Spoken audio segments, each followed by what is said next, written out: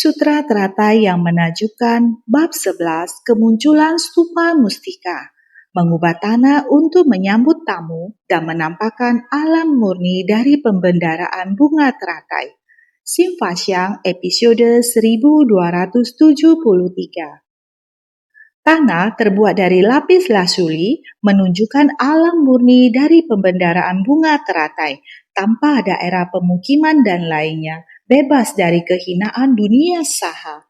Orang-orang yang memiliki jalinan jodoh matang diminta tetap tinggal. Sedangkan para dewa bukanlah sarana tepat dan hendaknya menghindar. Kekotoran seketika menjadi murni, pohon mustika dan tali emas membatasi jalan. Dengarkan, lihat dan renungkan dan mengingat kembali tempat-tempat di penjuru timur yang diterangi oleh cahaya yang dipancarkan melalui antara dua alis Sang Buddha. Di setiap dunia, di mana Buddha membabarkan Dharma, semuanya terdapat bodhisatwa yang tak terhingga jumlahnya. Di negeri tempat tinggal para bodhisatwa yang tak terhingga jumlahnya, tanahnya adalah dari kristal, pohon mustika, tirai mustika, dan sebagainya.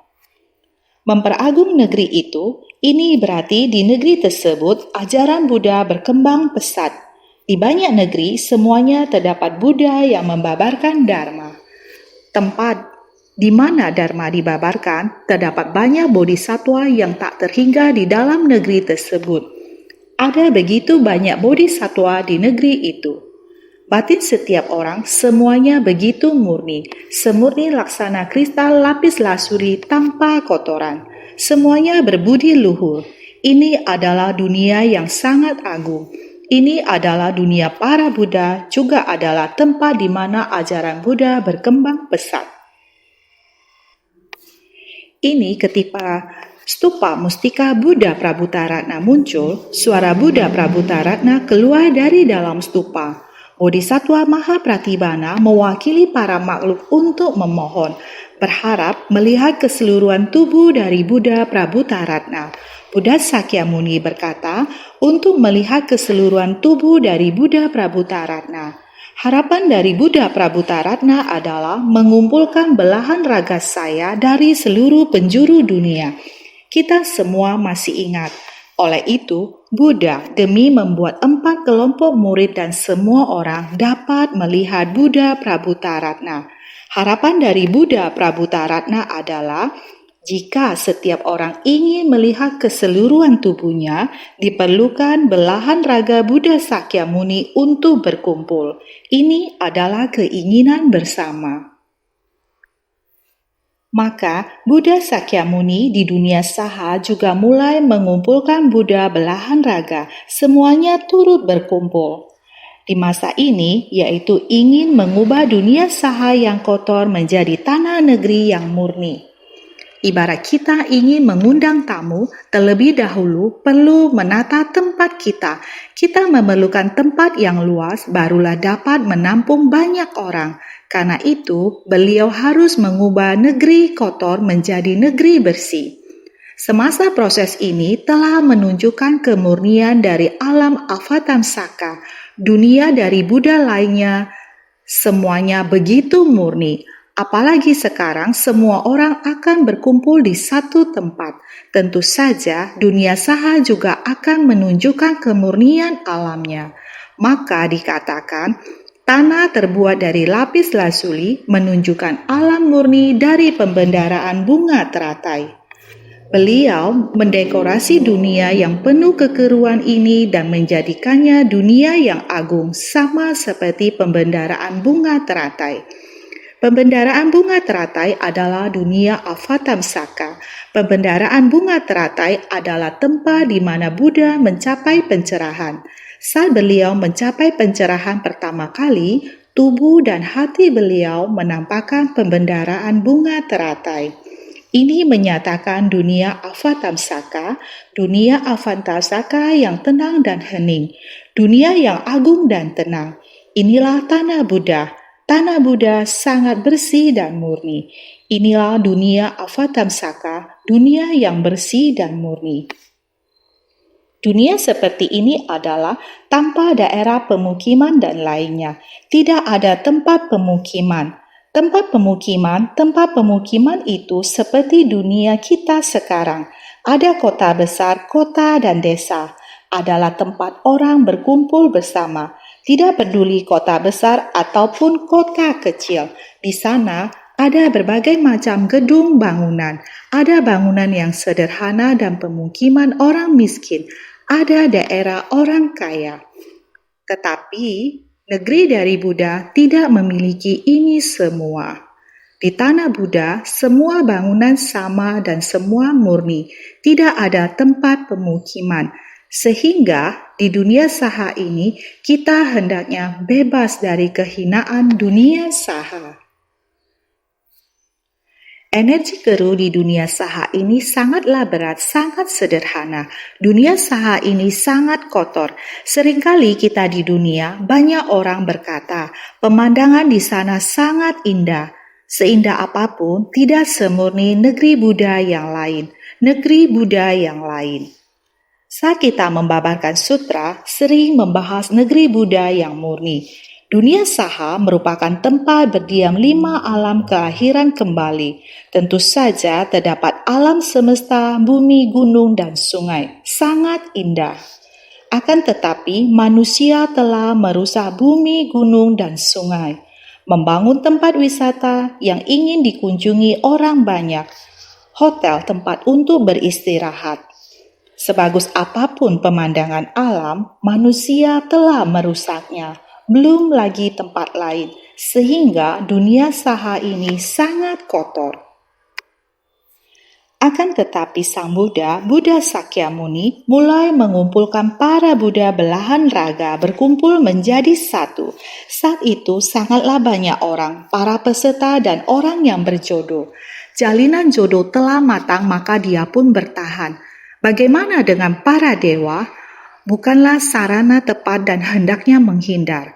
Para dewa, mereka tidak memiliki kapasitas untuk mendengar pengajaran sempurna ini. Pengajaran sempurna ini. Stupa dari Buddha Prabhutaratna telah tiba. Sang Buddha juga akan mulai berkumpul. Demikian banyak belahan raga Buddha telah tiba. Tempat pencapaian pencerahan, Bodhimanda juga harus ditata kembali. Sebenarnya, hal ini bertujuan untuk menunjukkan bahwa Dharma harus menunjukkan Sang Buddha harus membabarkan demikian banyak bab, bagian demi bagian, mulai dari kebijaksanaan Sang Buddha yang tertinggi dan tiada tara. Kemahatauan, pengetahuan sempurna, sarvanata, pengetahuan akan jalan pencerahan, marganata, kebijaksanaan menyeluruh, sarvata nana. Sejak bab metode terampil, Sang Buddha tanpa henti terus memuji kondisi batin Buddha, berharap semua orang dapat memahami dunia avatamsaka. Namun orang awam tidak mampu untuk menghayatinya. Pengetahuan tidak cukup. Kemampuan menerima masih belum matang. Maka semua orang masih belum dapat menghayatinya. Namun, Sariputra memahami maksud dari hati Sang Buddha. Kemudian mewakili semua orang untuk memohon Dharma. Sang Buddha 3 kali menolaknya. Karena kemampuan menerima orang-orang ini masih belum dapat menerimanya. Seperti saat ini, para dewa bukanlah sarana tepat dan hendaknya menghindar. Prinsip kebenaran yang sama. Buddha 3 kali menolak pada bab metode terampil. Sariputra memohon sekali, 2 kali, sampai 3 kali. Sang Buddha baru mulai. Karena engkau memohon 3 kali, bagaimana mungkin aku tidak sampaikan? Ketika hendak mulai berbicara, pada saat itu 5.000 orang mundur. Ini sama seperti sekarang, bab kemunculan stupa mustika ini. Awalnya para dewa membawa pengikut dewanya.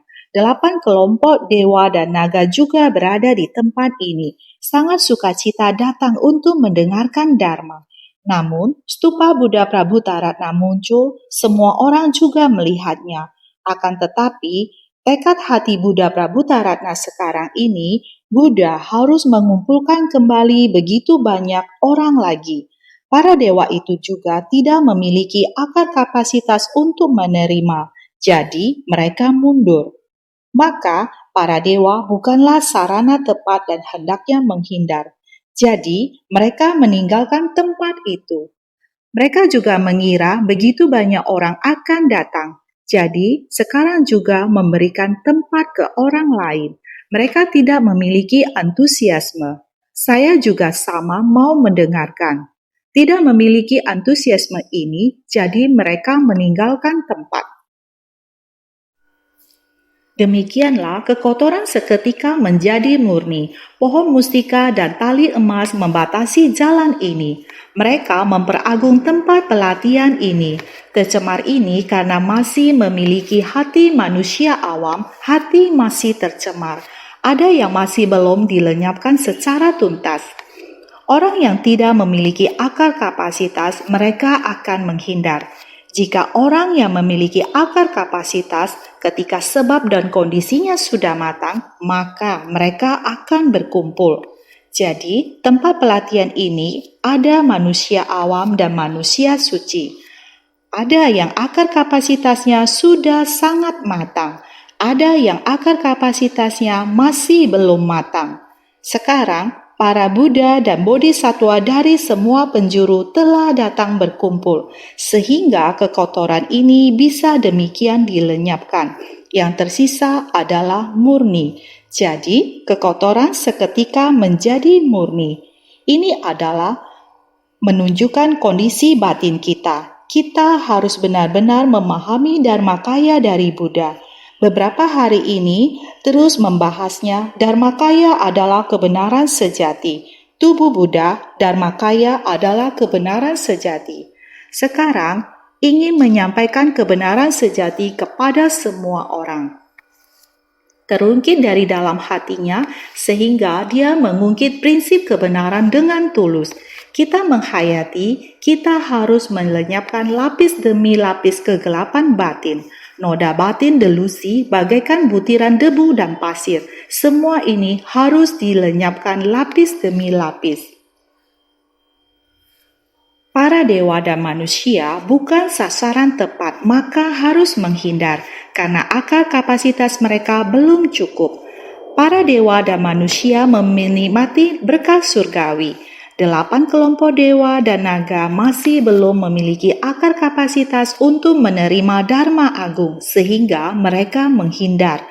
Orang yang membina diri dan mempelajari ajaran Buddha berhubung telah mempelajari ajaran Buddha dan membina diri, maka harus melenyapkan kegelapan dan kekotoran batin. Masih tersisa sedikit kegelapan batin atau delusi bagaikan butiran debu masih belum tuntas dilenyapkan. Sekarang waktunya adalah harus kembali pada kebenaran sejati. Tidak peduli apa yang Anda pahami di masa lalu. Masa kuno seperti era Buddha Prabhutaratna yang sangat lama, kalpa sebanyak butiran debu, kalpa yang tak terbatas dan sangat jauh dengan cara yang sama. Prinsip kebenaran abadi tidak peduli berapa jauh dan panjangnya waktu, tetap sama.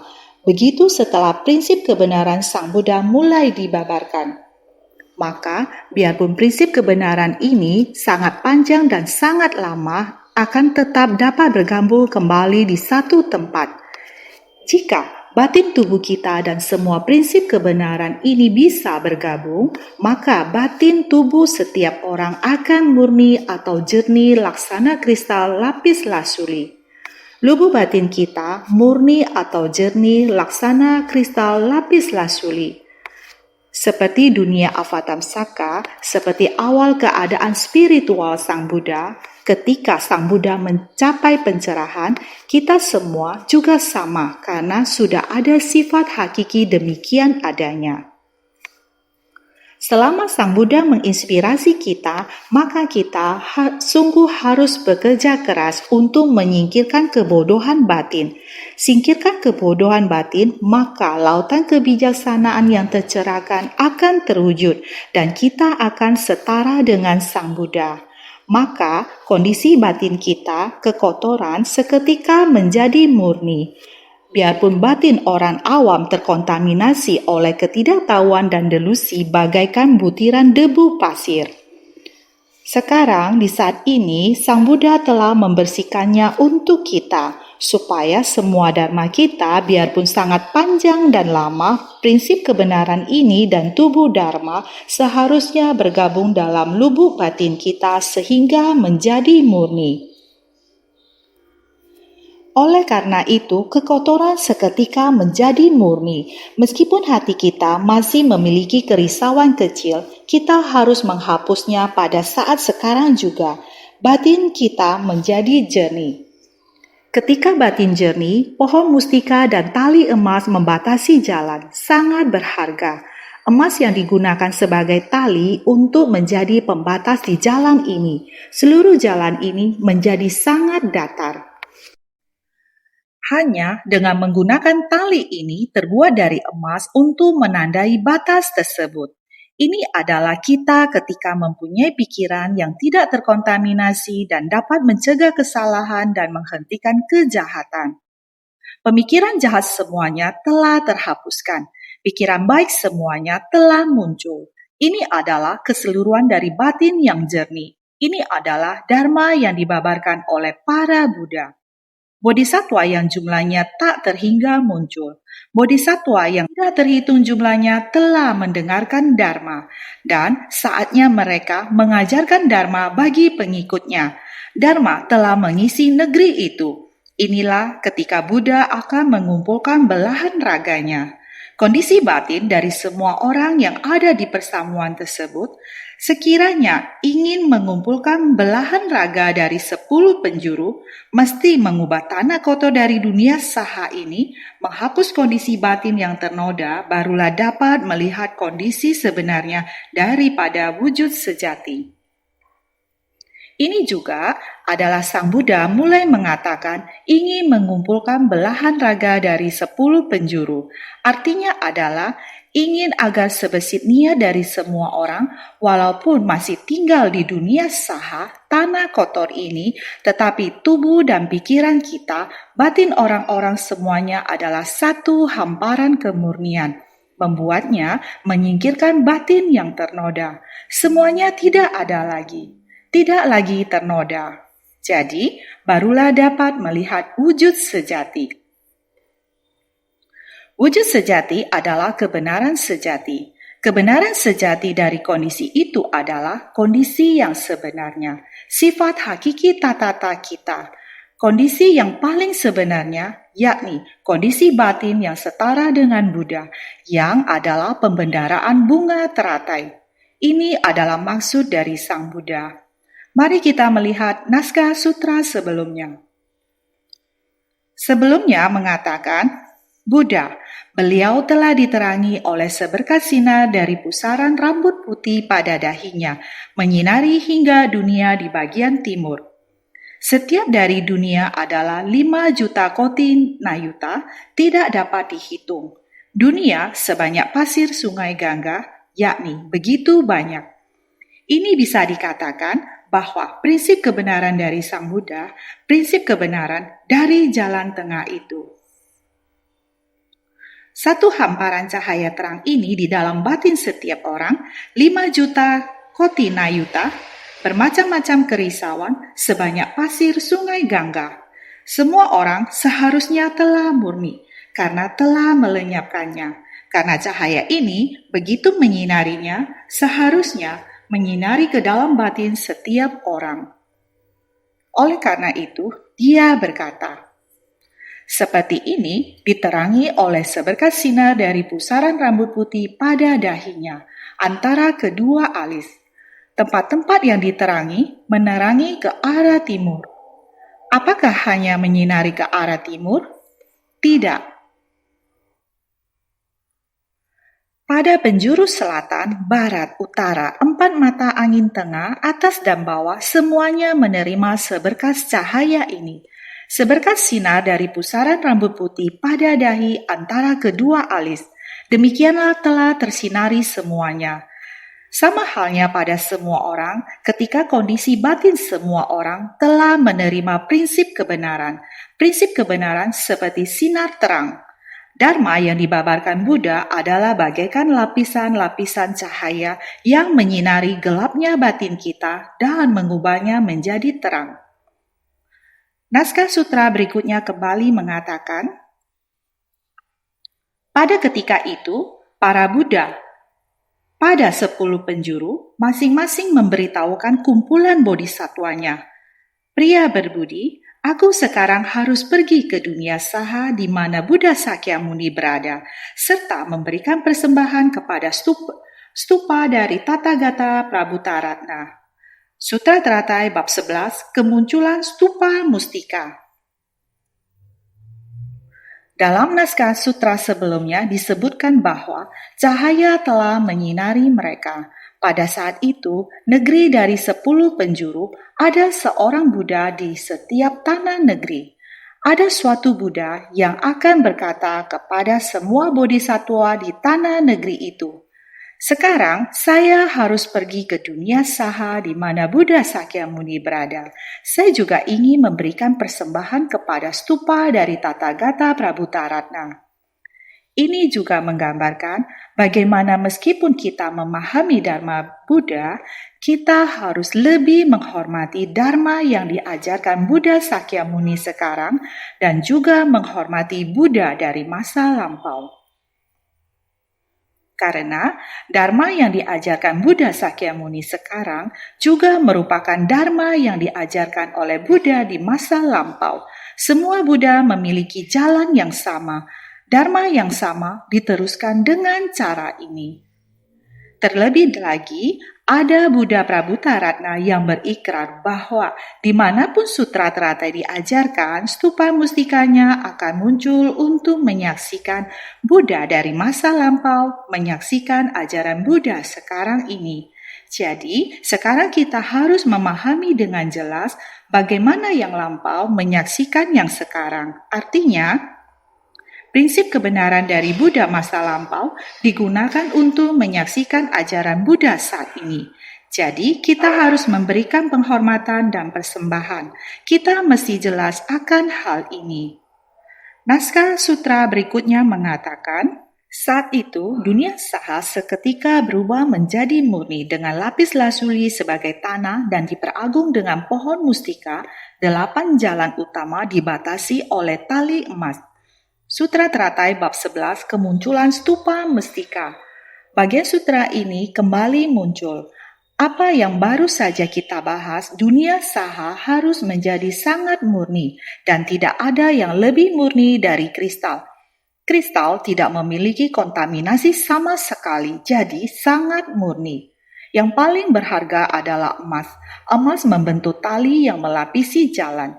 Jalur ini seperti jalan dengan 8 jalur. Ketika kita melihat jalan dengan 8 jalur adalah sangat luas. Jalan lebar seperti itu dibagi dengan dicat. Tapi di dunia itu emas digunakan untuk membuat tali yang kemudian membagi jalur. Kita bisa melihat betapa berharganya negeri ini. Tanahnya terbuat dari kristal, itu dihiasi oleh pohon-pohon mustika dan memiliki tali emas sebagai garis yang menandai batas-batas tanah ini. Ini benar-benar sangat teratur, ini mewakili prinsip kebenaran. Kita semua harus menempuh jalan mulia beruas 8. Jalan di dunia ini bisa menjadi jalur beruas 8. Tetapi dalam prinsip kebenaran dari Buddha Dharma ada jalan mulia beruas 8. Itu sangat berharga. Jadi dikatakan ingin mengumpulkan semua Buddha, dunia saha harus menjadi sangat murni. Buddha Sakyamuni pertama-tama harus menggunakan kekuatan gaibnya untuk memurnikan tanah ini. Buddha Sakyamuni telah mulai memurnikan pikiran kita para makhluk hidup. Pertama, beliau mengajarkan bahwa penderitaan memiliki kerisauan sebagai sebab penderitaan. Ini membantu kita untuk memahami bahwa penderitaan muncul karena adanya kerisauan. Jadi, semua orang harus mengerahkan upaya. Semua orang telah membersihkan pikiran mereka. Semua upaya mereka semuanya ditujukan untuk membersihkan dasar batin. Ini adalah metode yang digunakan Buddha Sakyamuni untuk membantu kita memahami kekotoran batin kita dan melihat bagaimana kita dapat dengan sungguh-sungguh membersihkan kekotoran batin kita. Ini adalah kekuatan spiritual Sang Buddha. Beliau pertama melenyapkan yang terkontaminasi di dalam batin kita. Ini menjelaskan bagaimana mengubah tanah untuk menyambut tamu. Saat itu, dunia saha seketika berubah menjadi murni. Karena ingin mengumpulkan para Buddha, maka Bhagawan Sakyamuni menggunakan kekuatan gaib untuk memurnikan tanah itu terlebih dahulu. Ini menjelaskan kalau Sakyamuni mengubah tanah untuk menyambut tamu. Mengubah tanah adalah mengubah tanah kotor menjadi tanah murni. Tamu merujuk pada para Buddha belahan raga dari 10 penjuru. Kondisi batin kita sangat kotor, jadi kita harus segera membersihkannya. Setelah dibersihkan, kondisi batin ini akan bisa murni. Karena hendak menyambut tamu, maka harus menerima prinsip yang baru lagi. Prinsip kebenaran yang dulu membuat kita tahu cara membersihkan lahan batin. Sekarang kita mulai ada prinsip baru yang masuk bagaikan menyambut tamu masuk ke dalam. Jadi, dikatakan mengubah tanah itu adalah mengubah tanah keruh menjadi tanah suci. Tamu adalah menuju ke Buddha belahan raga dari 10 penjuru. Terus-menerus, katakan kepada kalian, ini adalah prinsip kebenaran sejati. Prinsip kebenaran kita dari 10 penjuru yang jauh, semuanya akan dikumpulkan kembali. Kita membicarakan tentang Dharma yang ada di depan mata, masih bisa membicarakan Dharma yang lebih panjang lagi, Dharma yang lebih luas lagi, Dharma yang panjang dan luas. Perlahan-lahan dari depan mata kita, mengetahui penderitaan, sebab penderitaan, lenyapnya penderitaan, dan jalan menuju lenyapnya penderitaan, memahami 12 nidana, perlahan-lahan hendak membuat kita semakin terbuka luas. 6 paramita dan segala prakteknya amat sangat banyak. Keluasan yang sangat jauh dan panjang. Keluasan yang tanpa batas. Dengan demikian berubah menjadi tanah suci kita. Ini adalah prinsip kebenaran. Harus dari setiap tempat berkumpul kembali seperti demikian. Maka para Buddha belahan raga akan tiba, artinya semua nilai kebenaran akan berkumpul. Sang Buddha mulai akan memaparkan nilai kebenaran yang lebih jauh dan luas. Maka para Buddha belahan raga akan tiba. Sudah mau sampai, mulai akan membabarkan Dharma Agung. Artinya, tubuh Dharma Agung daripada Tathagata akan menampakkan diri secara bersamaan. Makanya, tanah kotor seketika menampakkan tanda kemurnian. Dharmakaya dari Tathagata, Buddha Sakyamuni dan Buddha Prabhutaratna akan segera menampilkan diri. Karena belahan raga dari Buddha sudah mulai berkumpul, sudah datang dari 10 penjuru. Itu adalah Dharmakaya. Dharmakaya adalah Dharma Agung muncul secara bersamaan. Makanya, tanah kotor seketika menampakkan tanda kemurnian. Bahkan kita manusia awam, hati awam juga mulai membangun sebidang tanah suci. Karena mengerti nilai kebenaran ini, apapun akan terlihat sederhana. Jika tidak paham akan nilai kebenaran, akan menjadi sangat kompleks. Akhir-akhir ini sering mengatakan bahwa pada awalnya sebenarnya sangat sederhana. Namun manusia terlalu banyak permintaan, impiannya terlalu tinggi dan terus mengejar. Orang zaman kuno jika melatih diri akan melakukannya dengan sungguh-sungguh. Demikian membangkitkan tekad, mereka sudah menjadi praktisi dan harus menunaikan kewajibannya dalam kehidupan sehari-hari. Dengan demikian, melatih dan mempraktekkan apa yang menjadi keharusan bagi kita, melakukan pekerjaan yang harus kita kerjakan. Batin ini sangat polos dan sederhana, tanpa ada pikiran yang bercabang-cabang. Bagaimana dengan orang zaman sekarang? Dalam hal melatih diri, namanya saja saya mau melatih diri, tetapi selalu saja masih merasa kekurangan. Terus saja merasa ada yang kurang, tidak tahu dia merasa kekurangan apa. Kehidupan sehari-hari tetap berlalu seperti biasa, namun ada saja sepertinya dia merasakan apa yang diinginkan belum berhasil diperoleh yang dapat memuaskan hatinya, sehingga ada perasaan kosong di dalam batinnya, ada perasaan tidak puas. Pada zaman kuno, untuk melatih diri akan meninggalkan kehidupan keluarga menjadi biksu, meninggalkan keluarga dan memutuskan tali kasih duniawi dan melatih diri mengikuti kehidupan vihara. Setiap hari menunaikan tugas yang menjadi tanggung jawabnya. Demikianlah para praktisi memenuhi kewajiban diri mereka. Demikian polos dan sederhana. Ini adalah sebidang tanah murni, tidak ada benih, sebab dan kondisi pendukung yang akan melibatkan kita lagi, sangat bersih dan murni. Namun sekarang tidaklah demikian, maka Sang Buddha harus berulang kali membantu kita membersihkan kegelapan batin. Batin kita yang dipenuhi oleh pikiran yang bercabang-cabang serta keraguan dalam diri kita. Sang Buddha harus berulang kali memberikan pengajaran kepada kita, sehingga batin kita yang kotor dan keruh dapat berubah menjadi tanah murni. Maka semua orang memiliki batin yang murni. Pada tanah murni ini, semua orang memiliki batin yang murni dan telah mendapatkan peramalan akan pencapaian kebuddhaan, tidak berdiam pada kendaraan kecil dan bebas dari noda batin. Makanya tidak terlihat tanda dari tanah kotor. Sekarang tanah murni ini, setelah batin kita semua sudah bisa murni, mendapatkan peramalan akan pencapaian kebuddhaan. Mereka yang telah menerima peramalan Buddha sebelumnya sudah tidak berdiam pada kendaraan kecil, yaitu bebas dari noda batin. Kita sebelumnya di bab peramalan telah membahas 500 murid menerima peramalan. Dikatakan bahwa 1.200 murid telah menerima peramalan. Sang Buddha telah memberikan peramalan kepada banyak orang. Orang-orang yang menerima peramalan tidak lagi berdiam di kendaraan kecil. Mereka sudah mulai membangkitkan tekad luhur menjauhi kendaraan kecil yang hanya demi diri mereka sendiri.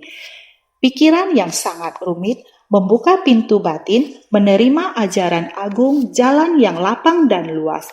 Telah memasuki jalan mulia beruas 8, jalan dengan batas tali emas. Batin menjadi murni dan terbuka, tidak berada di kendaraan kecil ini lagi. Jadi, batin telah jauh dari kekotoran batin. Oleh karena itu, tidak ada kenampakan tanah kotor. Dengan sendirinya, penampakan tanah kotor menjadi tidak ada lagi. Sudah lenyap. Lapis lazuli sebagai tanah dan diperagung dengan pohon mustika. 8 jalan utama dibatasi oleh tali emas, menampakkan alam murni dari pembendaraan bunga teratai. Tanah balasan nyata dari Bhagawan Sakyamuni pada dasarnya adalah murni seperti demikian. Pada dasarnya memang begitu murni. Buddha Sakyamuni berdiam, hati beliau sangat nyaman dan leluasa. Beliau nyaman dan leluasa selama-lamanya. Beliau kembali lagi ke dunia ini dan menjadi Buddha, mengalami kerisauan demi para makhluk dunia ini. Cemas karena para makhluk menderita. Inilah tujuan utamanya kembali ke dunia ini. Sesungguhnya, tubuh Buddha Sakyamuni masih berada di tanah suci. Tanah balasan beliau, tempat sandaran beliau, tempat sandaran batin sebenarnya adalah murni, adalah nyaman, adalah leluasa. Benar, nyaman dan leluasa terhadap diri sendiri. Hanya tidak tega batin para makhluk tidak bebas dan penuh kerisauan dan menciptakan kebodohan dan karma buruk. Menerima buah karena sebab karma Dia sangat tidak tega. Karena ingin membimbing dan menyadarkan para makhluk yang keras kepala dan jahat, makanya menampakkan diri pada tanah kotor penuh 5 kekeruhan. Sekarang, karena ingin membabarkan kebenaran, makanya memunculkan negeri yang murni yang diperagung oleh segala mustika. Buddha Sakyamuni adalah demikian, karena ingin membimbing dan menyadarkan para makhluk jadi datang ke dunia ini. Datang ke dunia yang kotor dan keruh, tinggal bersama semua orang di tempat ini. Jadi kita pernah mengatakan tempat berdiam bagi para makhluk dari 5 alam kelahiran ini adalah dunia saha. Sang Buddha berada di dalam 5 alam kelahiran kembali. Buddha berada di alam orang suci. Buddha masih tetap nyaman dan leluasa, tidak ada mendapat dan hilang dalam hatinya. Ini adalah hati para makhluk kerisauan dan kegelapan batin. Hati Sang Buddha tidak tenang. Kalau tidak, hati Sang Buddha adalah nyaman dan leluasa, murni. Jadi tinggal di tanah suci. Makhluk awam berada di 5 alam kelahiran, tetapi Sang Buddha tinggal bersama semua orang, tetapi hatinya masih berada di tanah suci. Oleh karena itu, hidup bersama ada 6 orang awam dan 4 orang bajik. Sang Buddha masih berada di atas tanah suci, sehingga sekarang karena ingin membabarkan kebenaran, makanya memunculkan negeri yang murni yang diperagung oleh segala mustika. Sebenarnya di dunia ini kondisi batin Buddha sebenarnya nyaman dan leluasa, tetapi karena ingin cepat semuanya memahami. Dulu batin tiap orang masih makhluk awam, sekarang sudah banyak orang yang menerima peramalan. Dharma yang semestinya didengar sudah banyak, mestinya sudah menghapuskan kendaraan kecil, memberi kebaikan terhadap diri sendiri. Memberi kebaikan terhadap diri sendiri harus dihapuskan. Masih harus secara bersamaan memberi manfaat pada orang lain, yaitu maju. Ajaran kendaraan besar telah dibuka. Batin mestinya harus masuk tanah dari balasan sejati. Setiap orang mestinya sama dengan Buddha, memasuki tanah dari balasan sejati. Benar dan nyata. Kondisi batin tempat dia menetap, kondisi batin Buddha adalah demikian nyaman leluasa. Ini yang ingin Buddha menunjukkan. Kondisi batin yang dikatakan, makanya memunculkan negeri yang murni yang diperagung oleh segala mustika. Inilah Buddha hendak merubah kotor menjadi murni. Merubah tanah kotor ini, merubah tanah negeri di dunia saha menjadi tanah negeri Buddha. Merubah tempat berdiam bagi para makhluk dari 5 alam kelahiran yang keruh ternodai. Membuat kita bisa maju sampai ke tempat 4 alam suci. Tanah 4 alam suci. Bisa mulai dari Sravaka, praktek Kya Buddha, sampai ke Bodhisattva, juga sampai ke tingkatan Buddha. Dari tanah keruh, tempat berdiam yang ternodai menuntun kita memahami 6 alam samsara. 6 jenis kekeruan batin manusia awam, lalu membuat kita memahami batin 4 alam suci, membuat kita ada kemajuan. Mulai dari telinga, mendengarkan dharma diserap ke dalam batin. Mulai dari memahami segala hukum sebab akibat untuk menerima penderitaan. Lebih membuat kita memahami terbebas dari sumber penderitaan ini. Kita harus menguntungkan orang lain demi mempraktekkan jalan bodhisattva, menciptakan berkah di dunia menyerap kebijaksanaan. Jika belum menjalani, maka tidak akan tumbuh kebijaksanaan.